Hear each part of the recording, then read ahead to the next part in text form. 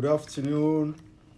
This day, 3rd of March 2020. Welcome to my afternoon live broadcast. And this live broadcast is going to be very, very short. Very, very, very brief live broadcast this afternoon as we are working tirelessly to save Imo State, to save Biafra, to save a state in Biafra land, Imo State. Zion, thank you for joining me. I have just very few minutes. Alex, thank you for joining me. Samuel Nweke, thank you for joining me. This is going to be a very, very brief. Bright, thank you for joining me. John Ifeanyi, thank you for joining me. Thank you for joining me. Iko Oha, thank you for joining me. For those of you who are following what is playing on and going on in Imo State today, the world is watching. The world is watching. We have just 10 minutes more to go because according to them, the judgment is going to be given by 3 p.m., 3 o'clock. So in few minutes, they will go back to the Supreme Court. We come back they will start the hearing again, and according to them, the time for the judgment. The world is watching what is going on, in particular in Imo State. In Imo State, the world is watching the judiciary in Nigeria. The world is watching what this Fulani Caliphate are doing, and this 3 p.m. today will determine a lot of things in Nigeria, the fate of people of Imo State, as they have raped democracy. They have concluded in having this miscarriage of justice before now, and today they must make sure that Ihedioha, which was voted massively by Imo State people, by Biafran people in Imo State, voted Ihedioha massively. The mandate of the people must be restored. The world is watching, and it is going to be a showdown if the Supreme Court of Nigeria did not do the needful and put the justice first. So we'll be waiting just in a few minutes' time. They will start. But before I go, let me now start because we have over 600 viewers. Now, the issue of the bill, there is bill being read at the National Assembly, the bill to proscribe protesters in Nigeria. The bill to proscribe protesting in Nigeria has passed the first reading. And this is something that everybody in Nigeria today, everywhere you are in Nigeria today, you must be worried about this particular bill that proscribe protesters. So it means that when this bill, this is the evil this government is going, they have done everything to silence everybody from all angles, and none of these antics, none of these tactics is working as I speak. Today they are coming up with a bill to proscribe Nigerians from protesting in Nigeria. It means that if it is proscribed, it could even be more worse than what you have in North Korea. And of course, because of Biafra are going, the Nigeria is disintegrating, whether they like it or not. They are coming up with all this kind of evil plan to silence everybody, to silence. Now, this is not again. This is now the target is not just against IPOB. You see, when we are shouting, when the Biafra agitators like us are shouting, you call us a lot of names. We are not interested in the names you call us because we have vision and we know what we are looking for. And each time we are shouting, you are calling us names. Now, this is not only for against IPOB, this is not only against Biafra agitators, but now they are proscribing protesters in Nigeria. It means that you can no longer protest if they pass this bill. If they pass this law nobody can protest again. No political party can protest again. No NGO can protest again. No human rights organization can protest again. It means you are living in cage inside Nigeria. And of course, as the Biafra agitation is gathering momentum and we are getting in a different level, and every time the progress we have made so far is quite encouraging. And this is why these people now are coming. They are not coming for IPOP. They are not coming for Mossad members. They are not coming for just Biafra agitators. Now they are targeting you who is shouting One Nigeria. They are targeting you who were happy when the indigenous people of Biafra IPOP was proscribed. Now it is coming to you. It is coming to you, you lawyers in Nigeria who claim to be human rights activists, and there is nothing to show for your activism. It is coming to you, Falana. It is coming to you, Falana. It is coming to you. It is coming to you, all those people who parade themselves, who will write embassies that IPOB in Finland is doing this, IPOB in London is doing this, IPOB in the United States is doing this. You who call yourself human rights lawyer, this is targeted at you, and they are going to get you. By the time they pass this bill, you can never protest against anything in Nigeria. And it is coming. As we continue to listen and watch as things unfold in Nigeria, in Zamfara State, they have killed the village head. This is exactly what played in Kwara State, the Afonja story. Afonja story is well known by most Nigerians. What happened, what transpired in Kwara State. Today, as I'm talking to you, the village head in Zamfara State has been killed. And Hausa people continue to be the biggest victim in the northern part of Nigeria, in the far northern part of Nigeria, because the conquering of the Hausa nation continues. And they are using this administration to continue to annihilate core Hausa people. And if you people do not fight now, you are all going to be wiped away from Nigeria. I am talking to Hausa people in the north. If you do not rise up now to defend yourself, defend your life, defend your land, Fulanis will kill all of you, and you will be wiped out. Anything Hausa will be wiped out of away from Nigeria before Biafra is restored. And this is happening even if Biafra is restored. If you do not rise up now that you are still having the privilege of one Nigeria, if you do not rise up now to fight, to protect your women, your children, and to defend yourself, you are going to be wiped out of Nigeria. The Hausa people in the north.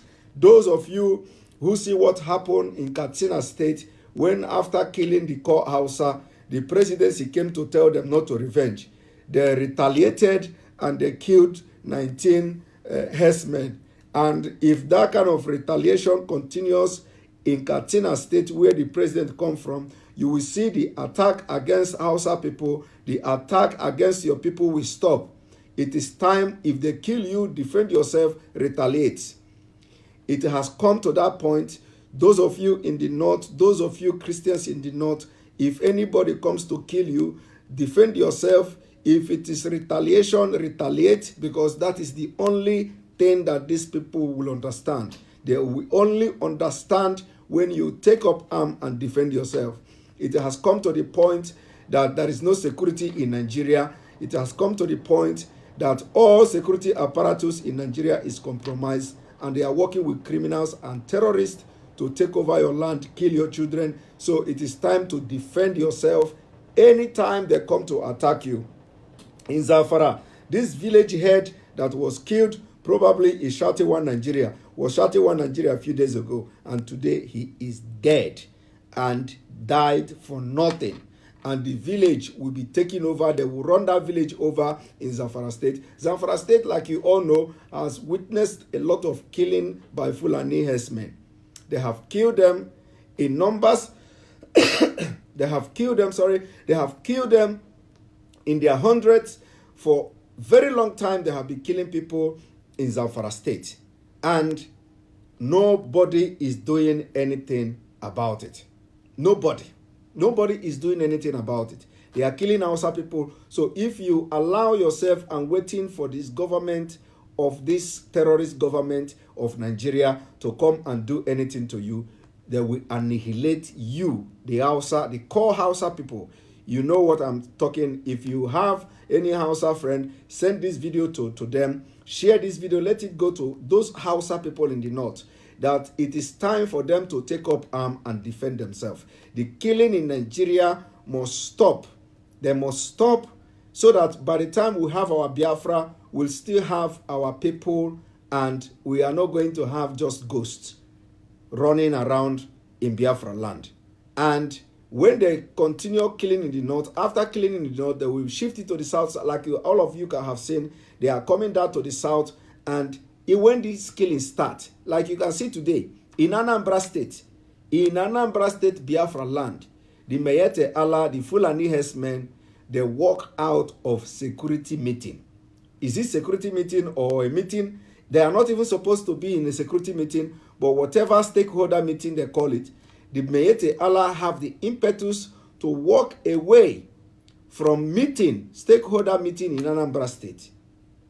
They walked away because they feel they own Nigeria. They feel they can now suppress Anambra and threaten Anambra people. So these are the issue that is coming now. It is very serious, as we are shouting. Today in Delta State, they are demanding money from people in Delta State before they can go to their farm.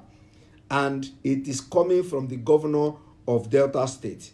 The same thing in Katsina State, they are contributing 1 million. I have said it before. They are contributing 1 million from the villages so that they will not be attacked. Do you see today, El-Rufai, they went to the 51 people was killed in Southern Kaduna. They sponsored it. And the only thing the government of Kaduna State could do is to go to the victims' family and tell them and apologize to them and tell them to forgive them, for they could not protect their lives and property. These are insane people, very, very insane. If you are in a sane country, if Nigeria is a sane country, how could a governor of a state send a representative to a place where over 50 people was killed, and you go there to say forgive us? Instead of all of them stepping down and resigning from their positions, they go there and start begging for forgiveness. This is the same thing for you to know that it is this same government that is teaching Mayete Allah what to do. This is exactly what Mayete Allah did in Benue State.